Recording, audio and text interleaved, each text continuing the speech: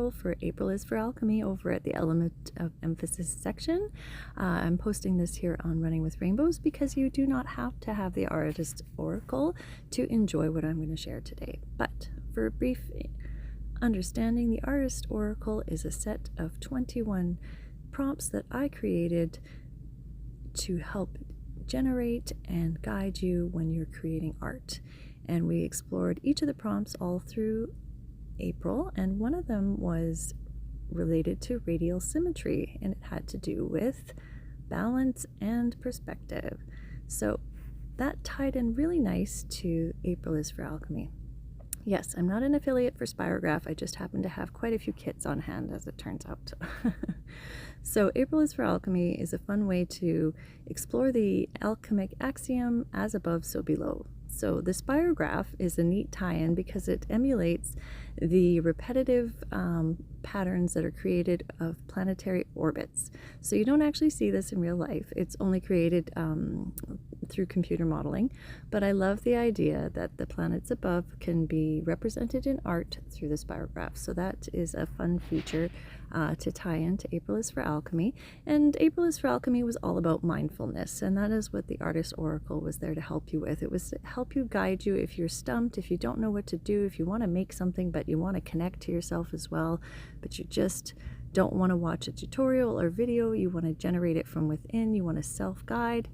The Oracle is a fun way to just randomly pick cards. They have prompts to guide you, and Mandalas is going to be the way I suggest you explore the Oracle first of all. So again, you don't have to use the Oracle. So today we're going to use Spirograph to help inspire us towards some fun mandalas. But all week I'm going to be sharing different videos. Today we're going to sort of cover some of the different ways you can create repetitive patterns and radial symmetry in mandalas, and Spirograph is ultimately a wonderful tool for that. So I have shown you the traditional Spirograph, and here I am showing you the mandala maker that I got. So this was a fun one. This is rather new compared to the old one. I think Spirograph has been around since the late 1950s, early 1960s, if not earlier. But this one is fun. It definitely reaches out to the mandala lovers in all of us and gives you a nice base that these handy dandy stencils click into, so they don't slide around. You won't have any wiggling when you're trying to work with what can sometimes turn out to be an awkward tool at the best of times. Lots of practice for this, and accepting that it doesn't have to be perfect. We're not looking for perfection in our mandalas. This is an opportunity to sit still, enjoy some inner quiet, repetitive motion, but creating something beautiful at the same time that we can add beauty to and build upon. So these traceable kits using Spirograph are great to trace on heavy paper using like a micron pen, because they fit nicely into the gears of the Spirograph and create different mandala shapes for us to paint and enjoy in our own sort of journey of mindfulness that doesn't necessarily rely on the internet or a podcast or some kind of extra tutorial on how to do it. So I'm going to show you how to make them, and you can make the magic within by making your own mandalas. So here I am showing you a mandala I created. I painted it in using watercolor, and it's on watercolor paper. I did use the maker, and it was a lot of fun. So I will be showing you guys a more detailed look at creating a watercolor and how to use the mandala maker later this week. Another fun way to create mandalas is through stencils. So if you're not comfortable using a compass or the old style of creating a circle with the geometry set compass, you could always get yourself a set of circular stencils and then just trace circles concentrically, getting smaller towards the center. Here I have used the mandala maker and my Spirograph and my regular copy paper and micron pen to create a bunch of mandalas that'll be included in the article, so you're absolutely welcome to screenshot and print and trace them out onto watercolor paper, or just use them with coloring pencils or markers for your own enjoyment. Again, none of them are perfect. There are plenty of errors, but these are fun to do. I have made notes about what oracle elements I felt I was touching upon as I created them. So I love this one. One of the unique things about mandalas is they also seem to are mirrored in the natural world. Of course, if you look inside of a tree with the rings, you get interesting shapes, you get interesting combinations when you slice into, say, a stem of a plant. There's lots of fascinating ways that you can find this sort of sacred geometry of the mandala within nature itself and living things, aside from the planetary orbits that I was so inspired by. So these you might recognize if you were doing the April is for Alchemy challenge with me. These were created using some of the planetary shapes. One of them, it was created using the sun. This one here was used Jupiter. I'm going to show you guys a digital class on how to use your phone. If you have a symmetry app on your phone, you can make some lovely digital mandalas for your own self using symbols that have personal attachments for you. Some of the most simple things, though, to make mandalas you will find around your house. The odd tape roll, some kind of piece of cardboard insert in a circular shape. These here are pizza racks, so there's lots of ways to play. I've used many a time bowls and dishes and plates, and just to get different sizes. So for today we're going to keep it simple, friends, with the demonstration, but you can look forward to more detailed varieties coming up this week as we head into the last week of April is for Alchemy, maybe Mandala May. Actually, we do have another Marisol inspired class for May coming up, Our Lady of Light, on May 1st. We're going to do some styrofoam ball sculpture to sort of emulate some of Marisol's beautiful pop art. So that was a little sidebar. So another fun thing you can use if you have on hand is stencil makers. So if you have cutouts like I just showed you with the butterfly and the star, those are great. You can use old art, punch out a bunch of different shapes, and then you could collage it down. You could just use a piece of two-sided tape and create a whole mandala shape using old art pieces.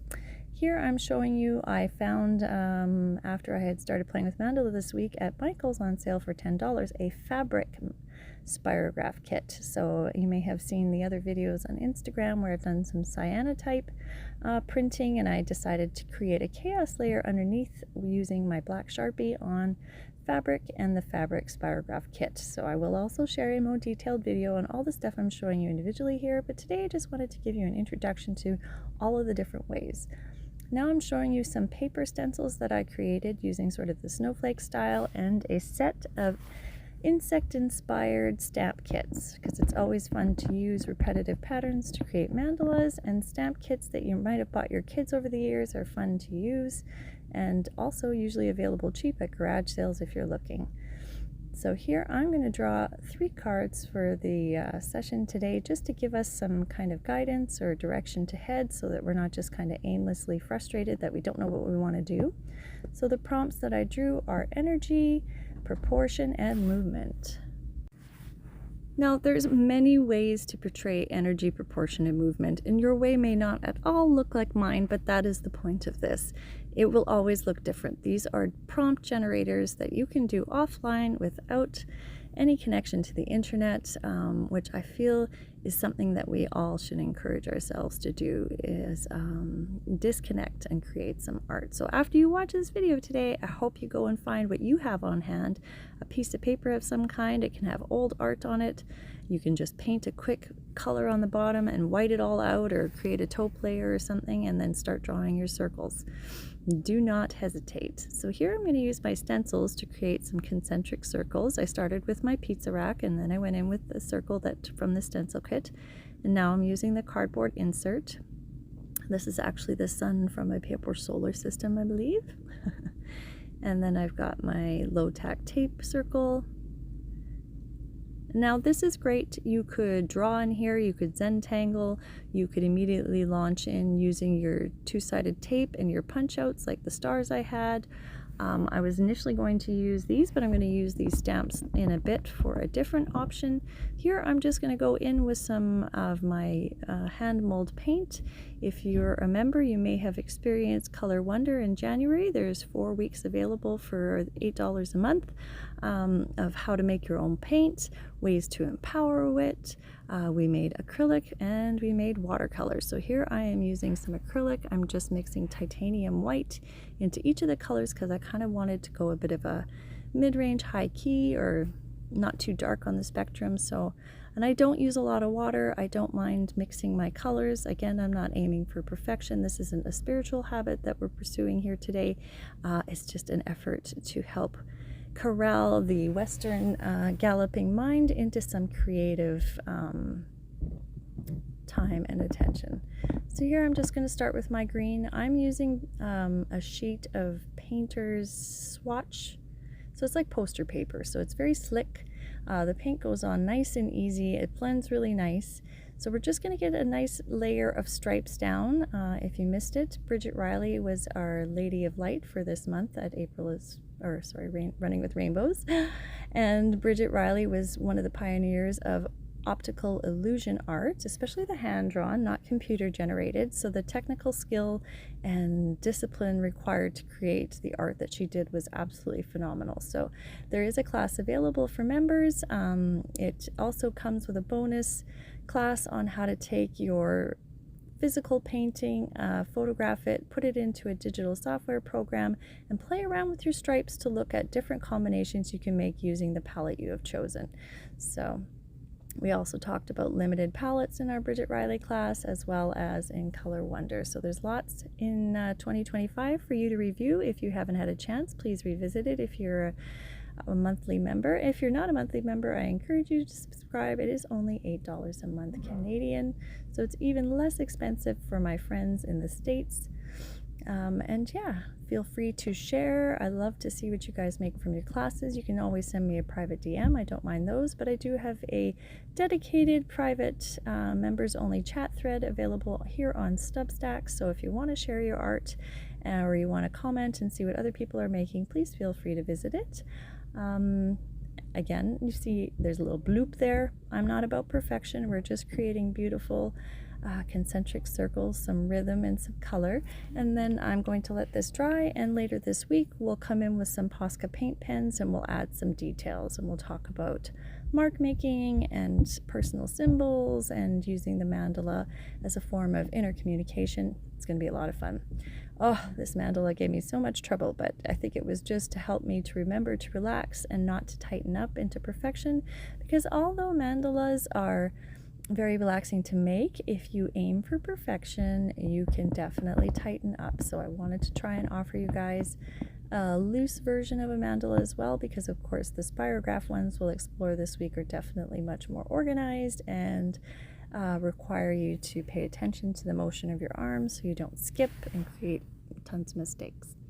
So here is a fun and simple mandala. We're going to make it. It's just going to be a square mandala shape. You can think of motif when you think of mandala. It's decorative. One of the fun ways I feel like humanity has carried forward its traditions is through decoration, and a lot of the decorations and folk traditions that have been carried forward into nowadays are still treasured, and you see the patterns coming in and out of trends. But here I'm going to have some fun with my hand mold ultramarine blue and the butterfly stamp, and I'm just going to use a couple of the stamps, keeping in mind symmetry, and I'm going to use proportion as a guideline. We're going to have some larger and smaller shapes, and we're also going to create an element of movement, because that was of course the card we drew at the beginning of this video, at the very end with a little bit of yellow acrylic ink spatter. So yes, I was terrified to spatter, but this is for me. I'm not, worried about any further aim of these art pieces. I can punch holes in them, put them in a binder and keep them for reference, or I can throw them into my discard pile and use them for chaos layers for future art. The sky is truly the limit. You do not have to have a sheet of white paper to start, and I feel if you're a parent or an artist, you need to start thinking about that as we go forward in the future. Resources and reusing and sustainability are always going to be a hot topic, so getting in the habit of not needing an absolute pristine white piece of paper to do the art you like to do is definitely helpful. Or if you do need a pristine piece of white paper, just to encourage yourself to hang on to whatever you create on it. Start with something like watercolor first, or sketches, so that you can use that piece of paper for acrylic work or collage on top, which of course could obscure the bottom layer, so you might as well have a fresh piece of material. So just thinking sustainability, keeping in mind your resources and energy level. Energy was also one of the sustainable 7 for April is for alchemy. So as I am pushing down on these stamps, I'm keeping in mind my breath, and I was actually breathing in for 4, breathing out for 4, sort of thing, and just sort of connecting with my energy, bringing my attention to what I'm doing and not just sort of blindly racing through the art. It's not a race. This mandala making is an opportunity to bring your energy into a lower key and just slow down and connect with your space. And if that is just asking yourself as you're doing your art what smells you smell, what sounds you're hearing, what things you can see around you, to remind yourself just to kind of unhunch your shoulders and relax your back and unclench your jaw, all of those things that you may not be aware that sometimes creep into the art practice. So as we do our mandalas this week, I will talk a little bit more about mindfulness in our other videos, but just that'll be something that we touch base on, so that when you're creating art, you do create art habits for yourself. Like if you want to sit down with the mandala and just have a Om zone kind of experience and connect with your inside voice. That is definitely something that's been exciting for me with April is for Alchemy, is encouraging you to connect with your own inner voice, your own inner yes, no, or maybe through trial and error. And that is the alchemist way. You can't be afraid to try. If alchemists never tried, we wouldn't have chemistry, we wouldn't have the wonderful critical thought that has come as a part of that. So alchemy wasn't just in the Western world as well. There is Islamic alchemy, Chinese alchemy. Alchemy wasn't reserved for white old people. The world had tuned into the Earth's own cycle of life and death and decay and rebirth for generations before modern man put its scientific lens on it. So here I'm just keeping within the principles of a mandala and symmetry and trying to repeat whatever I am using in it on all the sides. It's not necessarily even. I can see that it's not necessarily proportionate, but it has been a relaxing experience for me and I deeply enjoyed it.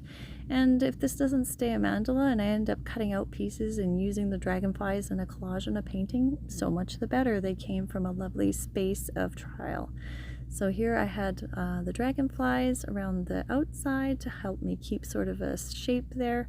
I've got a little green paint here that I'm going to put on this sun stamp, and then I'm going to put the sun over the little red bees that I created. It's fun to use stamps and found objects in mandala collage, absolutely. It can help find ways, if you have an excess, say, of a junk drawer or kids' toys, you could always find an artistic way to put that on a canvas or on a cradle board. And mandala shapes are an always nice way to make it more of a decorative element and not necessarily just abstract art. So here I gave the center a little bop with my green sun, just because I felt like the butterfly by itself needed a little bit of an anchor point for the mandala. And now I'm going to go around on each of the bees with the sun shape. Now these are going to have to dry, so we can come back to them after they're dry though with Posca pens and add more details to the butterfly wings and maybe add some fun words or affirmations to the dragonfly wings. There's lots of options, or it could just end up being, you know, a one and then put to the side. It doesn't have to have an end goal. So I don't want you to feel that any of your work for the Mandala Week has to have an end goal, just to definitely make some time to have some fun with it. So we're going to let this dry in a little bit. I'm going to come in and I'm going to create some green leaf shapes around the bees, just to have that element of nature. The natural earth paint, emerald green paint, is quite opaque in the acrylic and as well in the watercolor, which was fun to learn about with Color Wonder this month. With April is for Alchemy, the Artist's Oracle is a fun way to just keep yourself accountable to yourself. So I hope if you get the opportunity to screenshot and print and cut it out that you use it and not feel in any way that you're doing anything that I wouldn't like. I want you to use those images, or you could take the ideas and put it into Canva and create your own images. One of the hopes I had for running the prompts as I did on Instagram was that, or Substack as well, is that you could create a card each day as well, and that by the end of it you'd have your own artist oracle free to use as a prompt generator for your own art. So here I have grabbed a stamp kit that was being given away free at the library, and I'm just going in with my Scarlet Red Natural Earth paint and a fine brush, and I'm just tracing out the letter. That way I don't get too much of a blurb when I stamp it.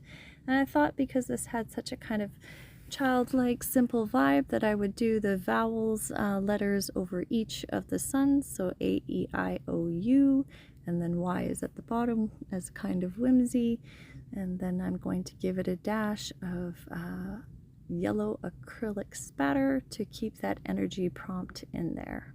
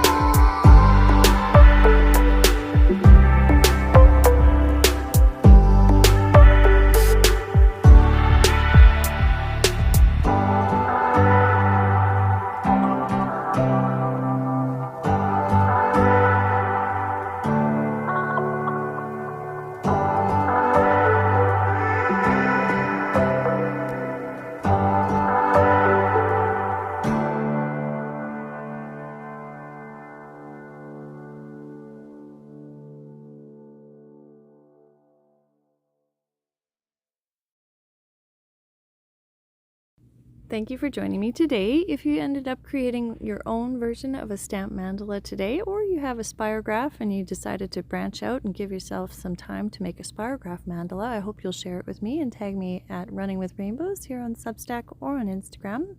Or if you're shy and you just want to share it through a DM, I am absolutely happy to have that as well.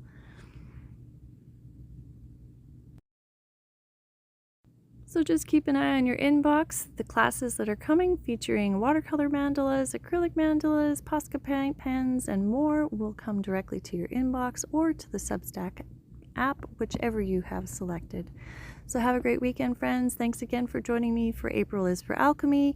If you're interested in seeing what April is for Alchemy was like for the last 5 years, please check out the highlights on Instagram at Element of Emphasis. Take care, friends.